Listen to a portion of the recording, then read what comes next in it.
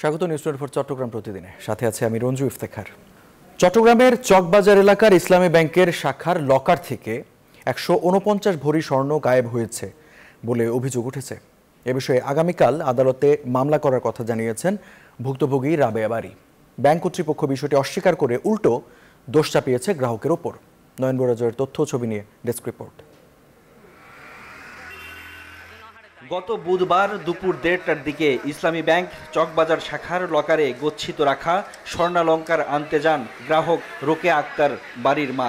লকারের দায়িত্বে থাকা ব্যাংক কর্মকর্তাকে সঙ্গে নিয়ে দেখেন লকারটি খোলা, সঙ্গে চাবি ঝুলছে। তখন স্বর্ণ গায়েব হওয়ার বিষয়টি জানতে পারেন তিনি। গ্রাহকের দাবি, লকারে 10 থেকে 11 ভরি স্বর্ণ রেখে বাকি 149 ভরি সরিয়ে ফেলা হয়েছে। ব্যাংক কর্মকর্তা ও কর্মচারীদের দিকেই সন্দেহের তীর স্বর্ণ মালিকের। হাত ঢুকাই দিছি পুরা, হাত ঢুকার পর দেখলাম সামনের দিকে যে গোলগুলা ছিল কিচ্ছু নাই, পিছনের দিকে 7-8টা প্যাকেট না, জাস্ট বক্সের মধ্যে রাখি তো 7-8টা বক্স, 2টা বক্সের মধ্যে অল্প অল্প গোল্ড পাইছি আর 5-6টার ভিতরে নাই, খালি। তবে ব্যাংক কর্তৃপক্ষ বিষয়টি অস্বীকার করে উল্টো দোষ চাপাচ্ছে গ্রাহকের উপর। তাদের দাবি, কোনো এক সময় গ্রাহকই সরিয়েছেন স্বর্ণ। আসলে কি কোনো ঘটনা ঘটছে কিনা, খোলা ছিল কিনা, কারণ এটা কোনো খোলার কোনো সুযোগ নেই। কারণ উনি আমাদের কাছে এমন কোনো কি নেই বা অন্য কোনো তৃতীয় গ্রাহকের কাছে এটা কোনো কি নেই। তারপরে উনি অভিযোগ করেছেন, যেহেতু আমাদের সময় যে বিজনেস হবে আমরা সেটা খতিয়ে নিচ্ছি। গায়েব হয়ে যাওয়া 149 ভরি স্বর্ণের মধ্যে রয়েছে 60 ভরি ওজনের 40 পিস হাতের চুড়ি, 25 ভরি ওজনের গলা ও কানের অলংকার, 10 ভরি ওজনের একটি গলার সেট, 28 ভরি ওজনের 7টি গলার চেইন, 15 ভরি ওজনের 4টি আংটি এবং 11 ভরি ওজনের 30 জোড়া কানের দুল। Desk report, news 24।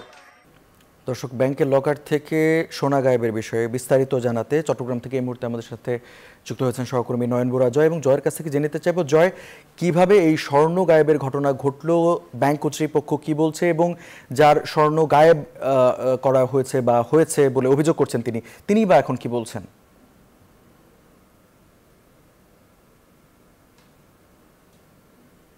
ধন্যবাদ রঞ্জু আপনাকে। আপনি যথার্থ বলছেন যে যেখান থেকে স্বর্ণ গায়েব হয়েছে যে লকার, সেই ব্যাংকের শাখায় আমরা এসেছি, চট্টগ্রামের চকবাজার শাখায়। তো দেখতে পাচ্ছেন আমরা একটু আগে কিন্তু তাদের ভুক্তভোগী যারা আছে তাদের সাথে আমরা কথা বলেছি। তারা বলছে তাদের স্বর্ণ কিন্তু লকারে রেখেছে, কিন্তু এখানে ব্যাংক কর্তৃপক্ষ বলছে যে কোনো তারা বিভিন্ন সময় এখান থেকে লকার থেকে তাদের স্বর্ণগুলো নিয়ে যায়। এখন কি হয়েছে কিন্তু আসলে ব্যাংক কর্তৃপক্ষ সেটার দায় কিন্তু তারা নিতে চাচ্ছে না। আমার পাশে আছেন ব্যাংকের ম্যানেজার আছেন, আমি একটু কথা বলতে চাচ্ছি। আমার পাশে আছেন, আমি একটু জানতে চাচ্ছি যে আপনাদের এই ব্যাংক শাখার যে লকার থেকে স্বর্ণ উধাও 150 ভরি স্বর্ণ কীভাবে উধাও হয়েছে বলে মনে করছেন? জি, এ ধরনের কোনো সুযোগ নেই, স্বর্ণ উধাও হওয়ারও কোনো সুযোগ নেই। লকার সুরক্ষিত যথেষ্ট আমরা সিকিউরিটি মেজার আছে যে আমরা, তারপরেও ক্লায়েন্ট অভিযোগ করেছেন আমাদের সম্মানিত গ্রাহক, সেজন্য আমরা জিনিসটা খতিয়ে দেখার জন্য ওনাদের কাছ থেকে আমরা সময় নিয়েছি। অভিযোগ হলো তারা এখানে 150 ভরির উপরে কিন্তু স্বর্ণ এখানে ছিল, কিন্তু 150 ভরি স্বর্ণ নাকি তারা পাচ্ছে। সেটা আমাদের জানা নেই, কেন ওনারা কোনো ডিক্লারেশন আমাদেরকে দেন না বা আমরা নিই না। 150 ভরি না 5 ভরি আমাদের এই ব্যাপারে কোনো স্টাডি নেই। অতএব সেটা ওনারাই ভালো জানবে, ওনারা কী পরিমাণ স্বর্ণ রেখেছেন, কী নিয়েছেন বা অন্য কোনো দলিল রেখেছেন কি না। এখানে কোনো আমাদের কোনো জানার বিষয় না যে ওনারা 150 ভরি না কত ভরি স্বর্ণ ছিল বা হারিয়েছেন। কিন্তু আমাদের পক্ষ থেকে বক্তব্য বলে স্পষ্ট, কোনো চুরি ডাকাতি হওয়ার এক্ষেত্রে কোনো সম্ভাবনা সুযোগ নেই। লকারের নিয়মটা কি আসলে? লকারে যারা স্বর্ণ রাখে, যখন স্বর্ণ তারা নিতে যায় তখন কিন্তু আপনাদের অনুমতি লাগে না? অবশ্যই ওনারা আসলে আমাদের প্রসিজার সিগনেচারটিতে ওকে করে রেজিস্টার আপডেট করে ওনারা লকার রুমে প্রবেশ করেন, চাবি দিয়ে ওনারা লকার খুলেন, আবার ওনারা কাজকর্ম সেরে ওনাদের চাবি দিয়ে লকার বন্ধ করেন। জি, স্বর্ণ কি এখানে ছিল এমনি এই লকারে? সরি, ওনাদের স্বর্ণ কি এখানে ছিল? তাদের যে অভিযোগ না কী ছিল তা আমাদের জানার বিষয় না। ওনার স্বর্ণ ছিল না, দলিল ছিল না, শুধুমাত্র আমরা লকার অ্যাকাউন্ট করার সময় একটা ডিক্লারেশন নিয়ে থাকি যে কোনো ধার্য পদার্থ বা আগ্নেয়াস্ত্র জাতীয় জিনিস রাখা যাবে না।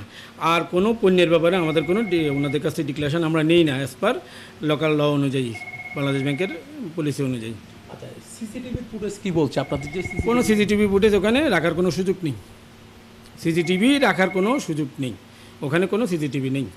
লকার আছে সেখানে? জি।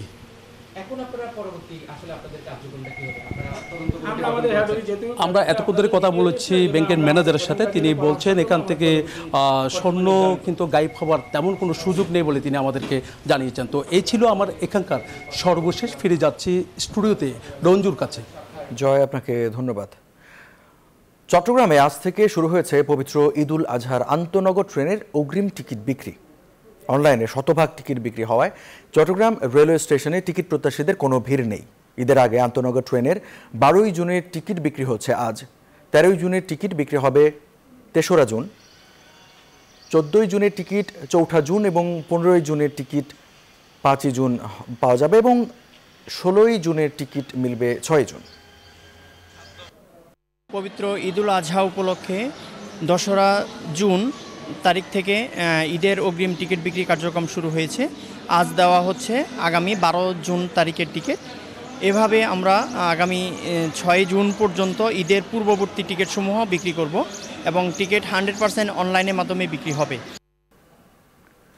2024-25 অর্থ বছরের বাজেটে পুঁজিবাজারের গুণগত সম্প্রসারণ এবং টেকসই উন্নয়নের জন্য যথাযথ কৌশল নির্ধারণের আহ্বান জানিয়েছেন চট্টগ্রাম স্টক এক্সচেঞ্জের চেয়ারম্যান আসিফ ইব্রাহিম। দুপুরে চট্টগ্রাম স্টক এক্সচেঞ্জের হলরুমে সাংবাদিকদের সাথে মতবিনিময়কালে তিনি এসব কথা জানান। এ সময় সিএসইর পরিচালক অবসরপ্রাপ্ত মেজর ইমদাদুল ইসলাম, ব্যবস্থাপনা পরিচালক সাইফুর রহমান মজুমদার সহ অনেকেই উপস্থিত ছিলেন। এ সময় পুঁজিবাজারে তালিকাভুক্ত কোম্পানির সংখ্যা বাড়ানো, কার্যকর কর্পোরেট বন্ড মার্কেট চালু, বিনিয়োগ বাড়ানো সহ কমোডিটি এক্সচেঞ্জ চালু করার তাগিদ দেন বক্তারা। একটি শক্তিশালী বন্ড মার্কেট গঠন ও নতুন বন্ডের তালিকাভুক্তির মাধ্যমে বাজারে পণ্যের বৈচিত্র্য আনয়নের নিমিত্তে বন্ড হতে উদ্ভূত আয়কে কর অব্যাহতি প্রদান করা প্রয়োজন। ব্লু বন্ডের ব্যাপারে আপনারা হয়তো একটা নীতি নির্ধারণী যারা আছেন, যারা কেন ক্যাপিটাল মার্কেট এক্সপানশনে যেতে পারছে না, এটার প্রবৃদ্ধি কেন হচ্ছে না, এটা কেন খুঁড়িয়ে খুঁড়িয়ে চলছে, হোয়াইট ইজ লেম।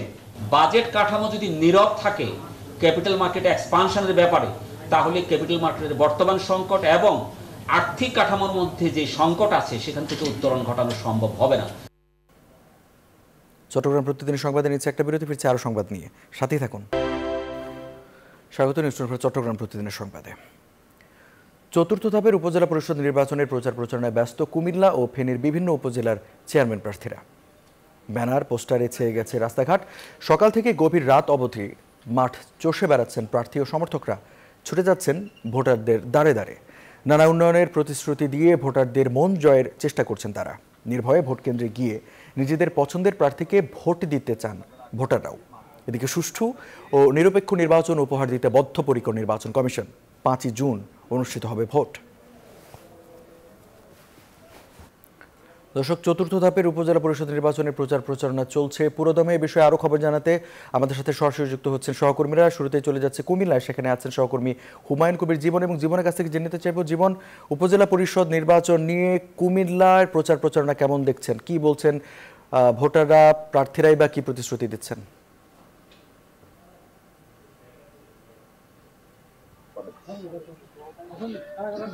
রঞ্জু, আপনাকে ধন্যবাদ জানাচ্ছি। সেই সাথে যদি কুমিল্লার 3টি উপজেলা পরিষদের নির্বাচনের বিষয়ে জানাই, তেমনিভাবে কিন্তু আমরা যেটি দেখেছি যে কুমিল্লা সকাল থেকে কিন্তু রাত পর্যন্ত কিন্তু আপনার প্রচার প্রচারণা চালাচ্ছেন এবং যে প্রার্থীরা রয়েছেন তারা কিন্তু সাধারণ ভোটারদের কাছে যাচ্ছেন এবং ঘরে ঘরে গিয়ে কিন্তু তারা উন্নয়নের প্রতিশ্রুতি দিচ্ছেন এবং ভোট চাচ্ছেন। আমার সাথে যারা আছেন তাদেরকে হয়তো দেখতে পাচ্ছেন যে তারা কিন্তু আসলে আনারস প্রতীকের পক্ষে প্রচার প্রচারণা চালাচ্ছেন এখানকার এলাকাবাসী এবং যারা কর্মী সমর্থক আছেন তারা। আমরা একটু কথা বলতে চাচ্ছি, আপনার কাছ থেকে একটু জানতে চাচ্ছি, আপনারা তো এখানে প্রচারণা চালাচ্ছেন, কেমন সাড়া পাচ্ছেন?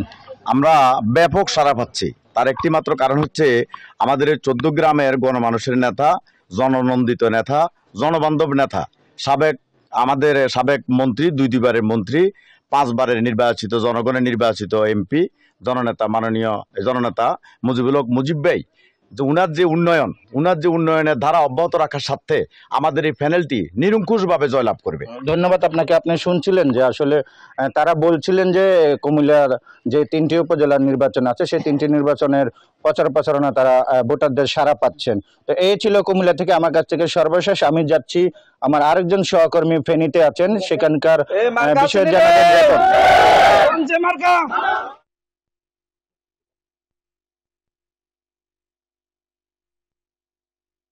জীবন, আপনাকে ধন্যবাদ। ফেনীর চতুর্থ ধাপে নির্বাচনে ফেনী শুধু একটি উপজেলা নির্বাচন অনুষ্ঠিত হবে, যেটা ছাগলনাইয়া উপজেলা। এখানে কিন্তু চেয়ারম্যান পদে কিন্তু 6 জন প্রার্থী প্রতিদ্বন্দ্বিতা করছেন এবং নতুন মুখ, যেটা জেলা আওয়ামী লীগের নির্বাহী পরিষদের সদস্য যিনি মিজানুর রহমান কাপ পিস প্রতীক নিয়ে লড়ছেন, তিনি ব্যাপক সাড়া জাগিয়েছেন। আমি এখন এখানে তার প্রচারণা অভিযানে এসেছি, তার সাথে একটু কথা বলার চেষ্টা করব। যে আপনি একটু জানাবেন, আপনি তো এবারে নির্বাচন নতুন মুখ, কেমন সাড়া পাচ্ছেন আপনি? আমি নির্বাচনের যখন প্রার্থী হই, মার্কা পাই, এটা নিয়ে যখন নামি, প্রত্যেকটা এলাকায় অন্য সময় আমরা নির্বাচনে অনেকের জন্য কাজ করেছি, দেখেছি ওরা একরকম, আর এইবার সবাই ঘর থেকে বের হয়ে আসে এবং খুব জড়াই ধরে যে আপনাকে ভোট দিব। ওরা ভালো প্রার্থী খুঁজছিল দীর্ঘদিন পর্যন্ত, ভালো প্রার্থী, ওদের দৃষ্টিতে আমি ভালো প্রার্থী। সেই হিসাবে সারা ছাগলনাইয়া উপজেলাতে যদি ওয়েদার ঠিক থাকে, একজনও ভোটার ইয়াতে থাকবে না, বাড়িতে থাকবে না, সবাই কেন্দ্রে চলে আসবে, আমার বিশ্বাস। ধন্যবাদ আপনাকে। জীবন, প্রার্থী জানাচ্ছিলেন যে তাকে আসলে এলাকাবাসীর কাছে ব্যাপক সাড়া পেয়েছেন এবং তাকে প্রতিশ্রুতি দিয়েছেন সবাই কেন্দ্রে গিয়ে তাকে ভোট প্রদান করবেন এবং তিনি জয় হবে বলে আশাবাদ ব্যক্ত করেছেন। এই ছিল আমার কাছ থেকে ফেনীর ছাগলনাইয়া উপজেলা নির্বাচনের সবশেষ তথ্য। আমি ফিরে যাচ্ছি স্টুডিওতে রঞ্জুর কাছে। নজির আহমেদ রতন, আপনাকে ধন্যবাদ। চট্টগ্রাম প্রতিদিনের সংবাদে পর্যায়ে নিচ্ছে আরেকটা বিরতি, ফিরছে একটু পর, সাথে থাকুন। আবার স্বাগত নিউজ 24 চট্টগ্রাম প্রতিদিনের সংবাদে।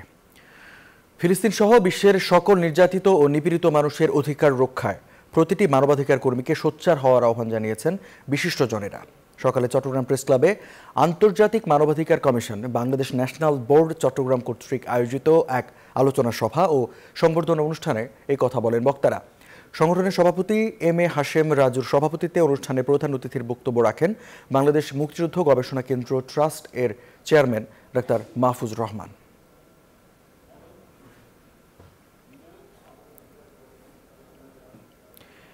21 পদকে ভূষিত হওয়ায় বৌদ্ধদের ধর্মীয় গুরু ডাক্তার জিন বোধি ভিক্ষুকে সংবর্ধনা দিয়েছেন বৌদ্ধ ভিক্ষু ও নাগরিকরা। শনিবার রাতে চট্টগ্রাম প্রেস ক্লাবের বঙ্গবন্ধু হলে আয়োজিত সংবর্ধনা অনুষ্ঠানে চট্টগ্রাম বিশ্ববিদ্যালয়ের নাট্যকলা বিভাগের নাট্য শিক্ষক মোস্তফা কামাল যাত্রার সভাপতিত্বে প্রধান অতিথি হিসেবে উপস্থিত ছিলেন চট্টগ্রাম বিশ্ববিদ্যালয়ের উপাচার্য ডক্টর মোহাম্মদ আবু তাহের। আশীর্বাদক হিসেবে উপস্থিত ছিলেন উপসংঘরাজ ধর্মপ্রিয় মহাথেরোর। বিশেষ অতিথি হিসেবে উপস্থিত ছিলেন চট্টগ্রাম বিশ্ববিদ্যালয়ের উপাচার্য ডক্টর মোহাম্মদ সেকান্দার চৌধুরী, চট্টগ্রাম বিশ্ববিদ্যালয়ের ইংরেজি বিভাগের সাবেক চেয়ারম্যান ডক্টর সুকান্ত ভট্টাচার্য সহ আরও অনেকে।